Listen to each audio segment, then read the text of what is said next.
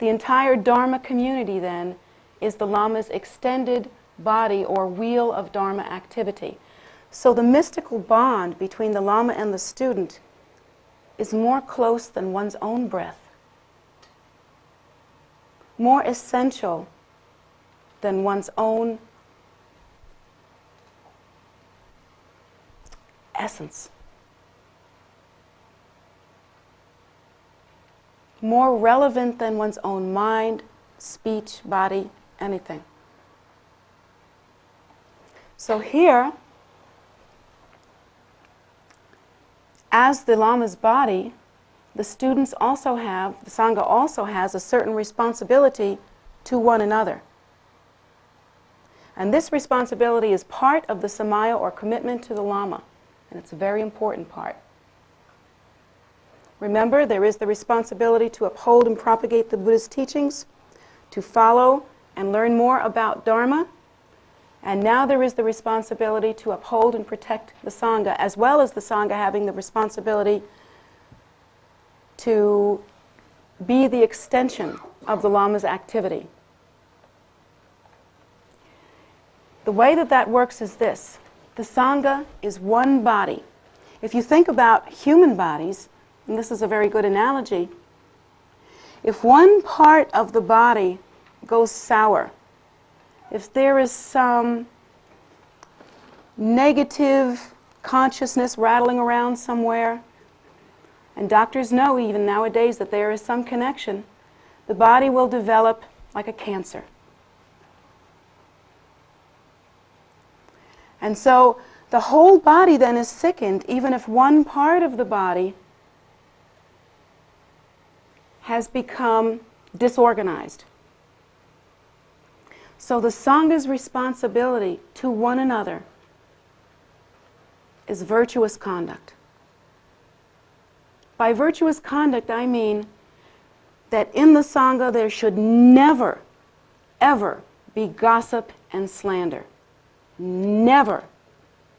I cannot say this strongly enough. If there will ever be a time that the Buddha's teachings are destroyed, it will be from the inside. Because there's nothing in this earth other than Buddhist practitioners that have that power. If the Buddhist teachings and their purity are ever destroyed, it will be by Dharma practitioners committing non-virtuous acts. Gossip and slander that is harmful and disruptive to the Dharma community is a heinous crime. Because we are taking something that is like a beautiful, virtuous, supreme and exalted body, not an ordinary body, but a body that leads to liberation, a body that walks to liberation, a body whose sole purpose it is to bring about the liberation of all sentient beings. This is purity itself. This is truth itself.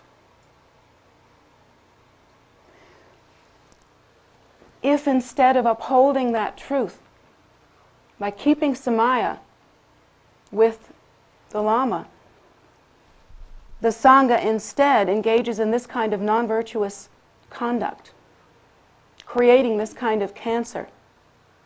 The reason why this is such a heinous crime is because of what is lost.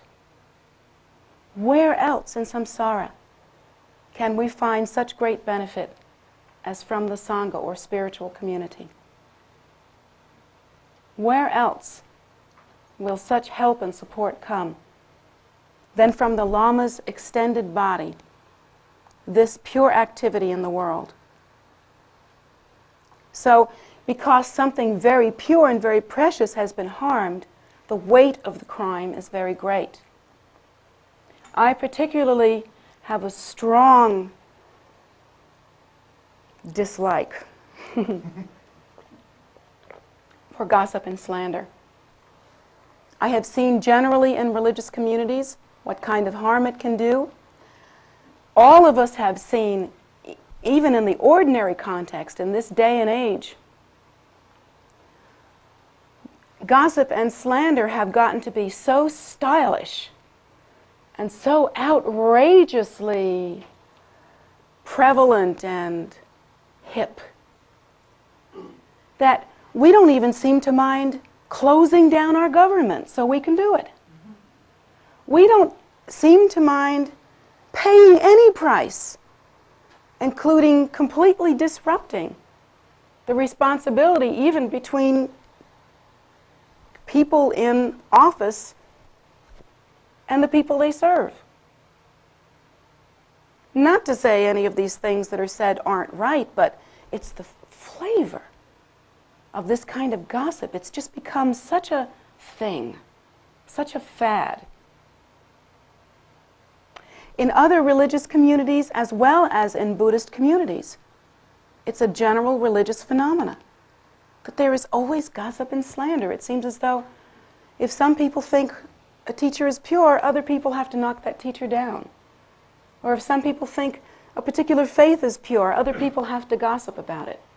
Why does it have to be that way?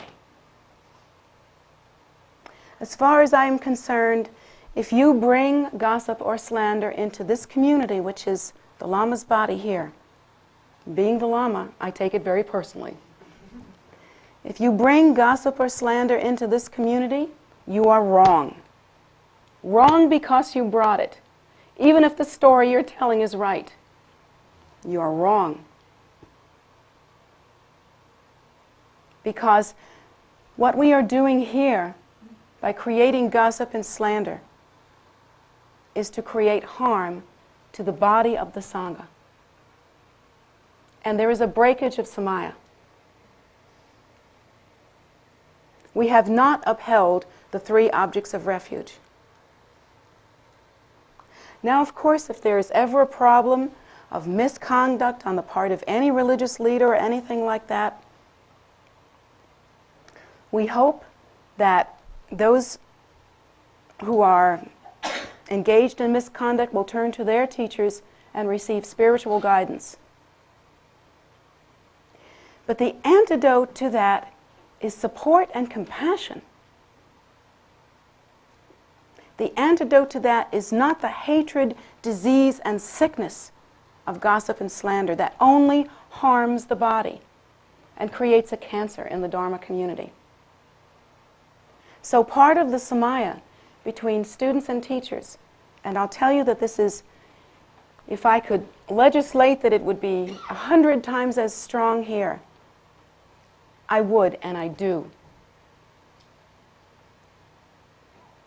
This is one thing then that I ask of you directly, any of you who are truly committed to being my students. You must cut out gossip and slander from your life immediately, whatever it takes. Purify that non-virtue. Stop now. You help no one and you harm yourself. Brings nothing but unhappiness. Your business is your virtue. My business is my virtue and your virtue.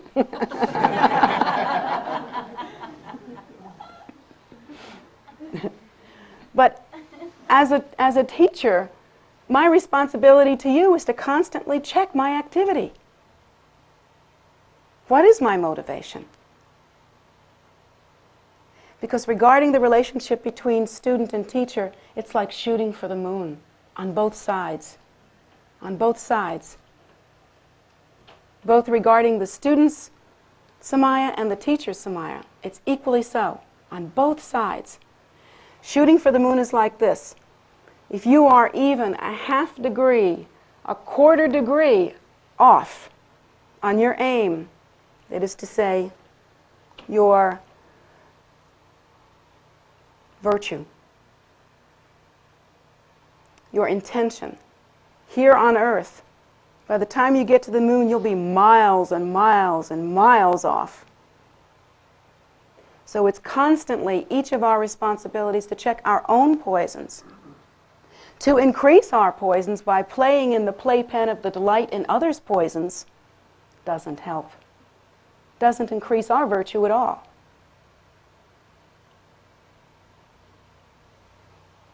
And it harms the body of the Lama, which is the Sangha. Now, there is also an inner level of refuge that is very fundamental in the Vajrayana tradition of Buddhism. And again, here is the inner representation of the Lama displayed in this inner level of refuge. There is the Lama, the Yidam or meditational deity. Lama Yidam. Khandro. It's been a long retreat, guys. The Khandro, which is the Dakini. And we also have the meditational deities. So these are elements of practice in the Tantric tradition. And these are considered inner levels of refuge also. When we practice deeper in the Tantric tradition, we practice 3 different kinds of root practices. Those 3 practices are Lama, Yidam, and Khandro. We have one main Lama practice, such as the practice of Guru Rinpoche in whatever form. It might be a wrathful form, it may be a peaceful form, but there is some form that we practice Guru Rinpoche. We practice the meditational deity, and there are many meditational deities. There is Chenrezig, the tutelary deity of Tibet.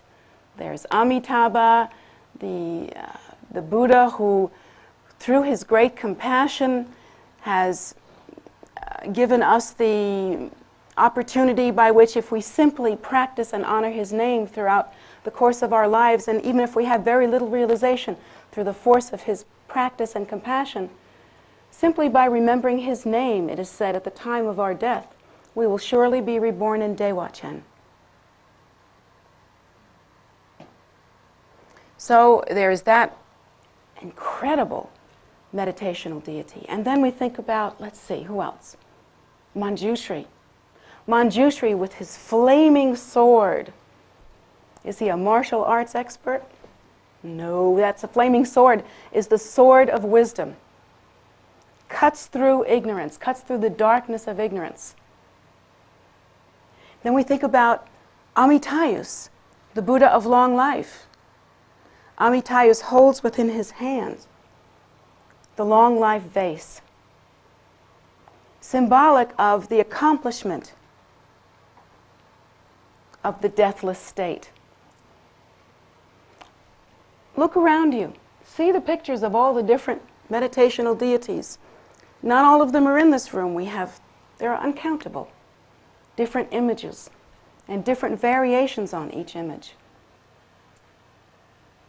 There's Tara, there's Dorji Pagmo, all different kinds of images. These are all practices that are associated with inner or tantric practice. Each one of those meditational deities holds some sort of ritual object in their hands, and they are postured in certain ways. One will sit in the full lotus position, the other will sit in the kingly posture with one leg extended. Vajrasattva, for instance, often is seen sitting in a kingly posture, not always, but sometimes he is. And in that kingly posture, he holds the Vajra to his heart and the bell to his waist. Each of those body images, from the ritual objects that are held in the hand to the ritual ornaments that are worn, ritual ornaments being necklaces and bracelets, or the more wrathful ornament like a mala of skulls, which isn't really what I would wear out, but it's considered a ritual ornament. Or tiger skin. I have a fake fur, that's as far as I can go. So, these ritual things, what are they? What meaning do they have? They actually demonstrate enlightened qualities. Each and every one of them, each posture, each ornament, each hand implement represents enlightened qualities. So that is the second samaya or responsibility that the student has. Or rather, the second set of responsibility the student has, which is the inner set of responsibility, and that is to honor the relationship with the Lama and to celebrate, to understand, to practice the relationship with Guru Rinpoche, with the Lama. Then secondarily, to give rise to enlightened qualities. This is a goal that each and every student has to set for themselves. Unfortunately, we kind of miss that point. We kind of think it's okay to do the practice by rote. And this is a mistake in the samaya or commitment with the student, with the teacher. The student will think, okay, all right, now I have this external samaya or commitment with the teacher, I understand that. Now I'm trying to practice the internal or more subtle samaya with the teacher. So yes, I honor the Lama, I have taken the Lama as my own, I practice Guru Rinpoche, I learned about Guru Rinpoche, all right, I've done that. So now I have to keep the samaya of giving rise to enlightened qualities as in with the display of the yidams or meditational deities. So that means, and this is how most students interpret this, that means that I have to do yidam practice, period. That means that I have to say some mantra, kind of like, so if I say Om Mani Padme Hung, a whole mala of Om Mani Padme Hung, then I guess technically I'm fulfilling my commitment to practice a yidam or meditational deity. Technically, I'm fulfilling my commitment to generate these mind qualities that the yidams or meditational deities are displays of. Well, okay, technically, you have done that thing, but have you kept samaya? No, no. That level of samaya would be like if the teacher came to teach you and they just kind of ripped off a teaching. Sort of like we have a liturgical calendar, we have 52 Sundays, we have 52 different speeches. See you again next January, what's today's date? 19th. So next January 19th, you'll hear the same thing. That's not a very deep commitment. That's a memorization of 52 speeches. See the blue aura, give the blue speech. Kind of like that.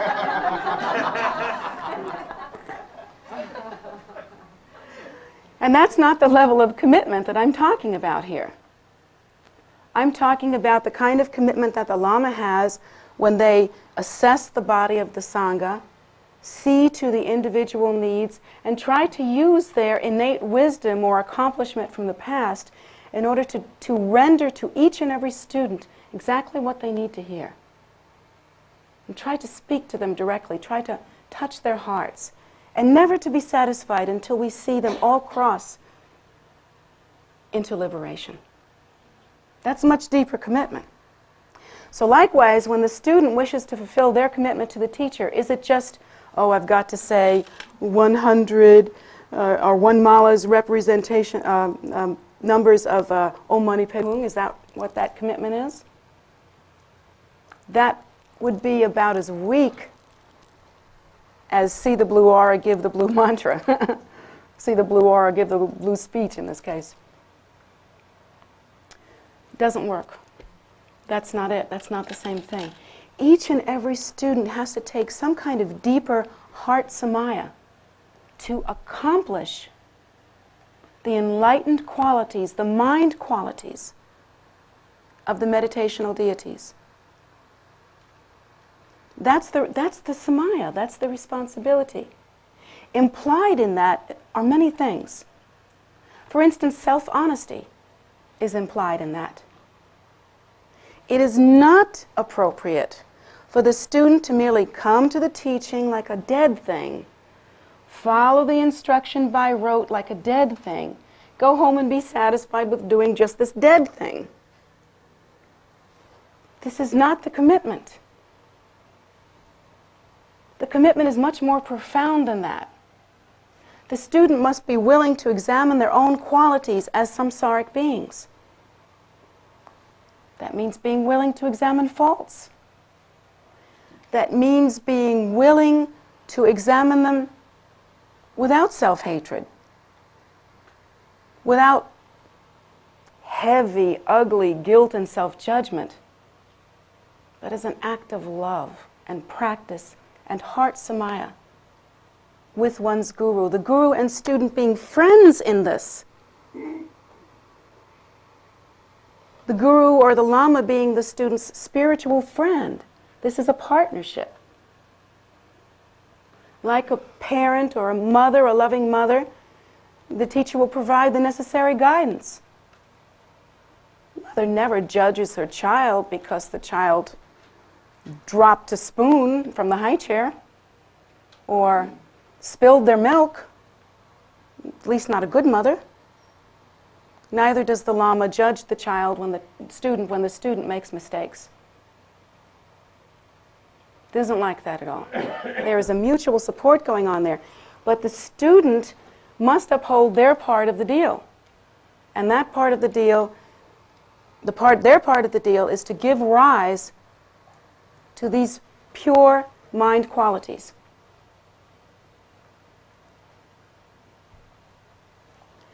So these pure mind qualities then have to be learned. Our own samsaric qualities now, which are mixed. There is some virtue and some non-virtue. That's how it is until we learn how to accomplish virtue. They have to be examined and sorted, and renunciation has to occur. This is the commitment between the student and the teacher, the heart samaya. If the student is not examining themselves and in a heartfelt and genuine way, striving to accomplish virtuous qualities, striving to increase their qualities until they are able to display in these enlightened mind qualities that the yidams, or meditational deities, accomplish or display. If the student has no commitment to that and does not accomplish that, then the samaya between the student and teacher is fairly weak and fairly superficial. And there isn't really the heart samaya that there needs to be. The student's responsibility then is to see the fault of cyclic existence, just as in the beginning teachings, just the way I've taught over and over again. And examining the faults of cyclic existence, the student has to see that there is an end to suffering, and that end to suffering is enlightenment. And to take a hold of themselves, to begin to develop that spiritual discrimination within themselves, to give rise to enlightened potential, to give rise to enlightened qualities. This is the student's real job, self-examination and growth.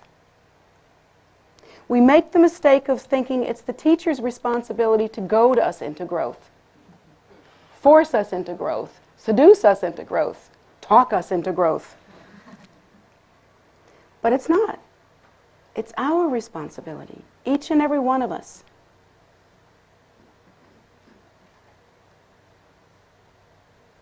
Ultimately, we live and die alone. No one can force us to live virtuously other than ourselves. No one can force us to die one way or another. No one can prevent us from dying, and no one can die with us and travel hand in hand. But even while this is true, there is one aspect or one way in which this is not true, and that is through the mystical samaya between student and teacher. There is support, there is help, there is benefit.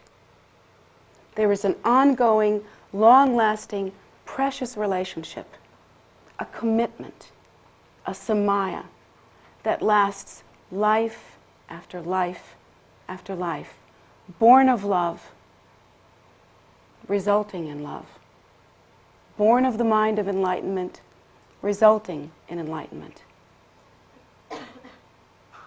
That is the depth of that commitment and the true support that we have here in the world. And now, regarding this inner level of commitment, there is the third of the inner levels of commitment, and that is concerning, now we've already covered Lama, Yidam, and now there's the Khandro, or Dakini. In Vajrayana, the Khandro, or Dakini, represents the Buddha's compassionate, enlightened activity in the world. So they are the activity aspect of the Buddha. Of course, the Lama's commitment to the student is to provide a way by which this enlightened activity can occur in the world. But the student's commitment to the Lama is that the student, therefore, will look to accomplish the Buddha's activity in the world. What is the Buddha's activity in the world? It is bodhicitta, or the great compassion. As much a part of enlightenment as the sun's rays are part of the sun.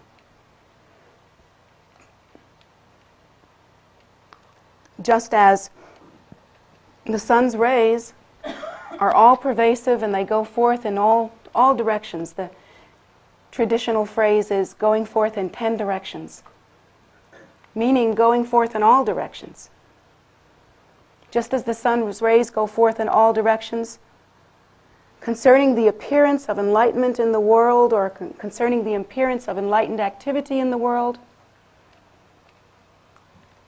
the display of that will always be the bodhicitta, or the compassion, like the sun's rays. If there is the sun, there are the sun's rays. If enlightenment is in the world, there is bodhicitta. Bodhicitta is like the first movement, the first breath.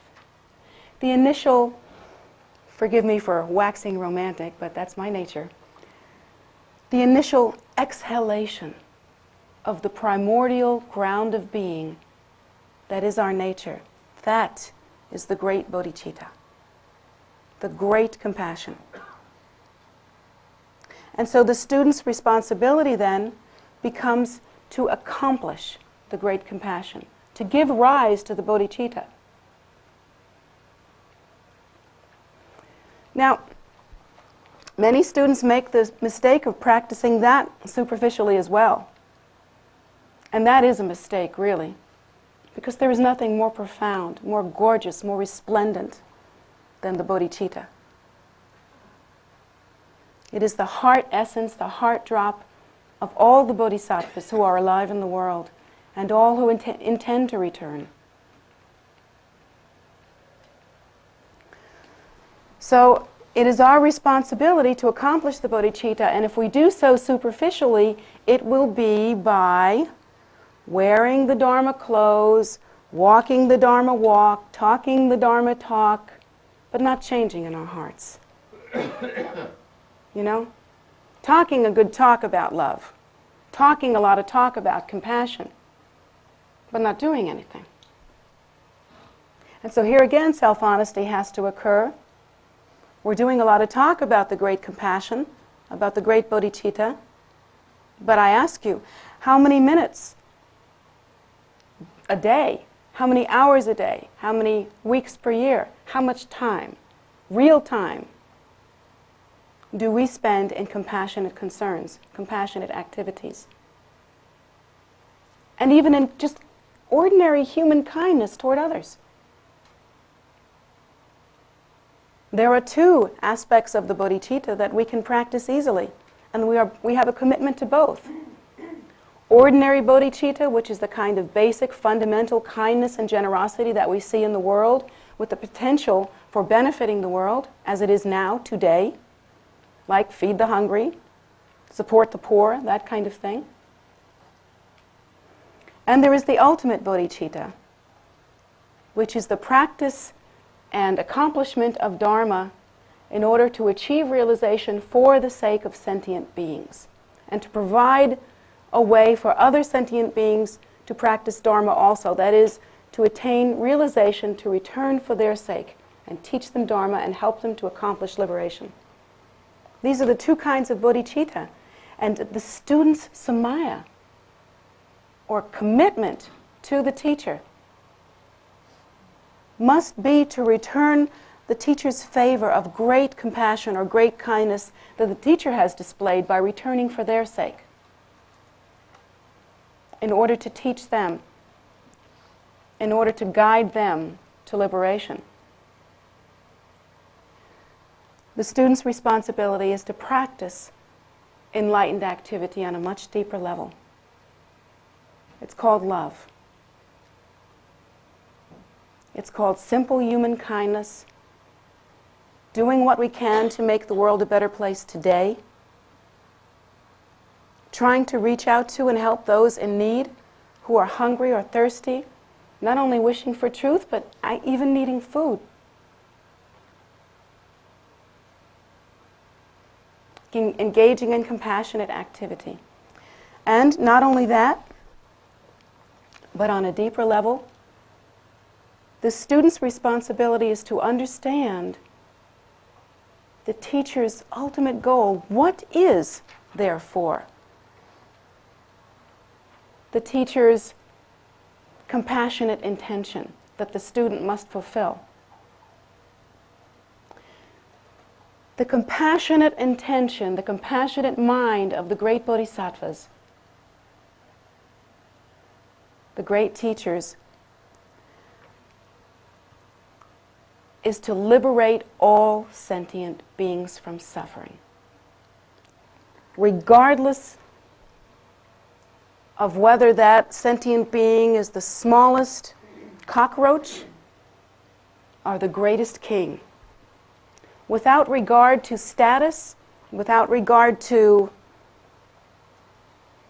appearances, such as the differences in religions, nationalities, races, even species. The Lama's compassionate intention is simply to empty samsara from its depths, to, with a huge net of loving concern and loving kindness and compassionate activity, scoop out the depths of samsara, even the lowest realms, and liberate all sentient beings from suffering. This is the Lama's concern. This is the basis of the Lama's activity. This is the basis of the Bodhisattva being in the world. This is the point. This kind of unconditional, extraordinary love. And so, if the student is to keep proper samaya with their teacher, they too must learn to love like that. In accepting the student-teacher commitment, yes, you should be happy that you found your teacher. Yes, you'd be happy now it's cool, you're going to be a Buddhist and everything. But there's a lot more to it than that. Now you should be happy that you don't get to be prejudiced anymore. Now you should get to be happy that you don't get to be selfish anymore. Now you should get to be happy that you don't get to harm others anymore.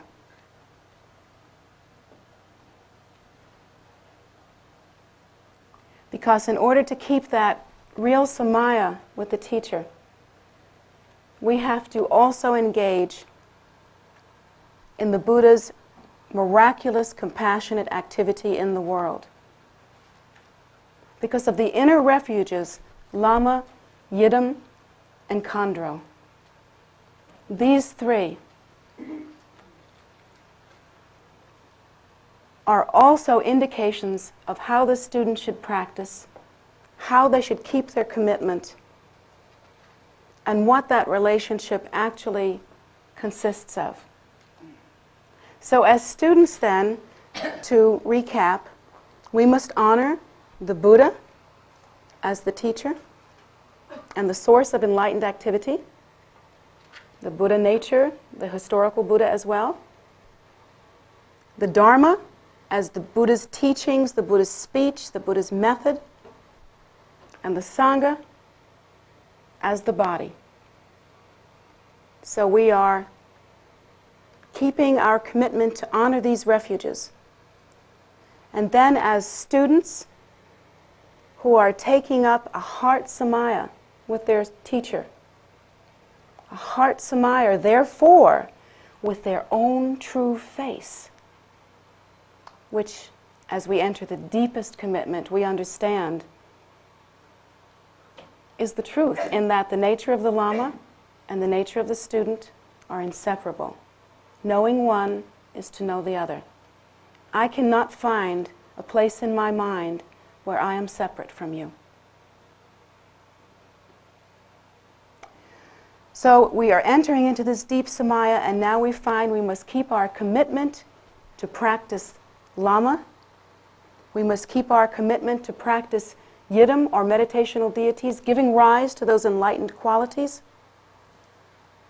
And we must keep our commitment to practice the Dakini and to give rise to enlightened activities in the world.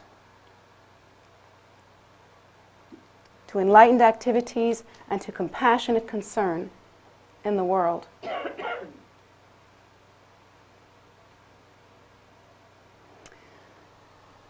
We must honor the Dharma protectors as well, and in the relationship with our teacher, one of the ways that we can do that is to purify our own activity to the extent that obstacles do not arise.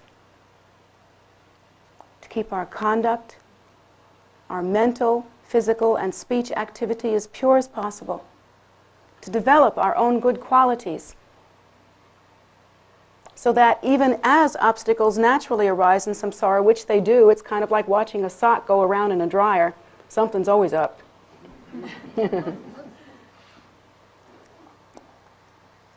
Even though obstacles will naturally arise in samsara, it is our commitment to protect ourselves and one another through creating this great mandala of virtuous activity and virtuous accomplishment. One way that we've chosen to do that here in this Sangha is that we have a 24-hour-a-day prayer vigil that's been going on for, was it 11 years? 12 in April. 12 years unbroken. Unbroken, 24 hours a day. Our students here take 2-hour shifts. And that's because my primary intention, I actually never meant to start a Buddhist temple. My teacher found me, and that's how that happened. My original goal was to create a center for prayer for the world near the nation's capital, 24 hours a day, and try to enlist as many people in that activity as possible. So my original impulse was compassionate activity for the sake of sentient beings. And that's how we have maintained that tradition. And we keep that tradition going, and it's very precious to us. So we have here a great mandala of compassionate activity and compassionate concern for the sake of sentient beings. This is the Lama's body in unison, performing in that way. What a pure and potent thing. And how sad if through some non-virtue of gossip and slander, or through some inappropriate activity in some regard, that were to be spoiled or ruined in some way. And so our commitment as a Sangha is to be one heart, one mind, one speech, one body, one movement, one intention, one love, expressing itself as a gift to the world. This is really the Buddha's intention for us. This is really Guru Rinpoche's miraculous intention for us. And this is the samaya between student and teacher.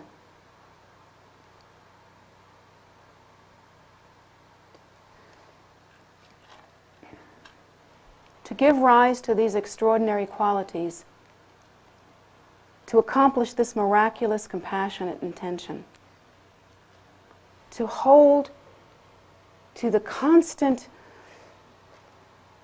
movement and improvement and progress, to constantly examine oneself, testing always for our virtues, to see if they are always intact. This mindfulness, this loving concern for the sake of sentient beings, this is the heart commitment, or samaya, that one holds with the Lama. And it is a mutual thing. It is a mutual thing.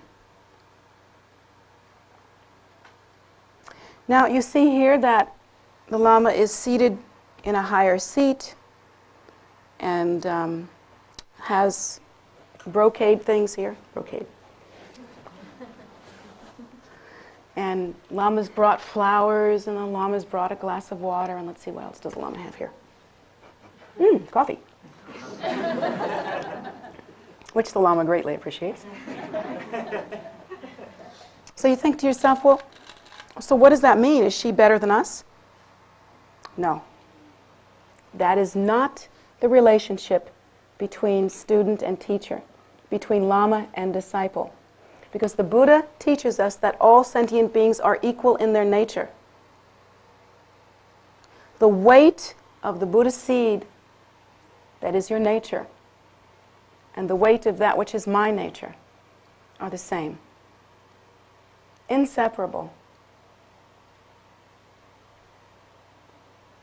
Impossible to find the place where that which I am ends and that which you are begins, because there is no line of demarcation. There's no separation, no condition. The Lama is held up higher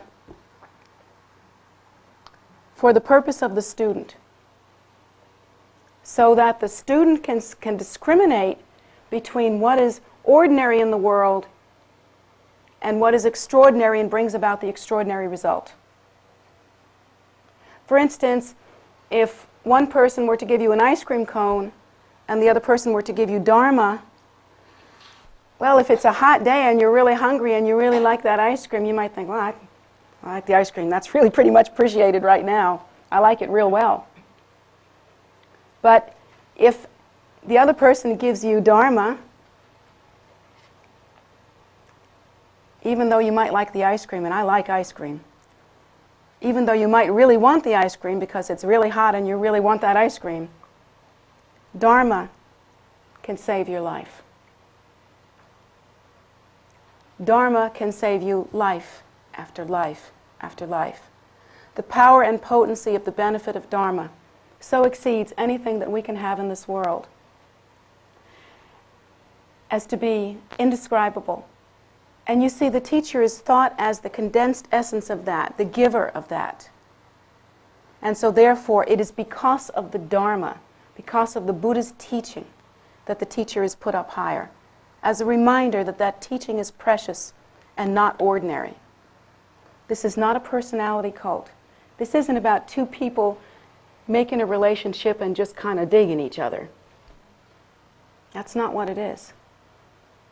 This samaya commitment, samaya of the heart, between the student and the teacher is the most profound, most intimate, most loving, most extraordinary relationship that one can enjoy.